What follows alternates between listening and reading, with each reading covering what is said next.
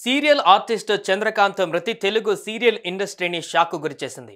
అతి కొద్ది సీరియల్స్లో నటించినప్పటికీ చంద్రకాంత్ మంచి పేరు సంపాదించుకున్నాడు. కానీ అర్ధాంతరంగా ఆత్మహత్య చేసుకుని ఆయన ప్రాణాలు విడిచారు. ఆయన మృతదేహానికి పోస్టుమార్టం పూర్తయింది. అటు చంద్రకాంత్ పార్థివ దేహం అతని ఇంటికి చేరుకుంది.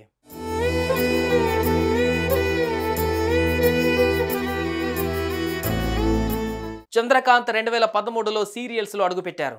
శ్రావణ సమీరాలు సీరియల్లో విలన్గా నటించి మెప్పించారు.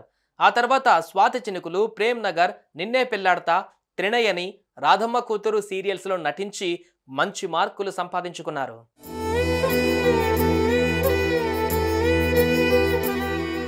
నిన్నే పెళ్లాడతా సీరియల్లో పవిత్ర జయరాం అనే ఆర్టిస్టుతో చంద్రకాంత్కు పరిచయం ఏర్పడగా అది కాస్త ప్రేమకు దారితీసింది.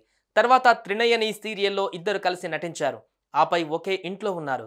ఇటీవల పవిత్ర జయరాం రోడ్డు ప్రమాదంలో మృతి చెందగా చంద్రకాంత్ ఆమె మరణ వార్త తట్టుకోలేక ఆమె ఫ్లాట్లో ఉరివేసుకుని ప్రాణాలు వదిలాడు. చంద్రకాంత్కు భార్య, ఇద్దరు పిల్లలు ఉన్నారు. చందు మృతితో ఇప్పుడు వారు దిక్కులేని వారయ్యారు.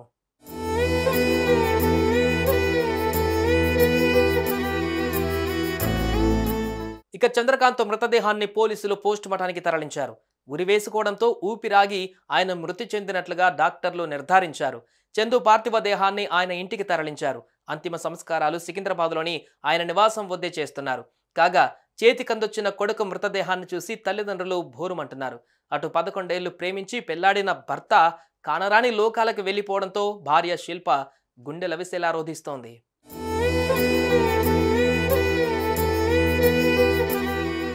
పవిత్ర ప్రమాదవశాత్తు మృతి చెందితే ఆమె కోసం చంద్రకాంత్ ప్రాణాలు తీసుకున్నాడు. ఇది 2 కుటుంబాల పిల్లలకు తీరని లోటనే చెప్పాలి. కానీ చంద్రకాంత్ చేసిన పని చాలా తప్పు.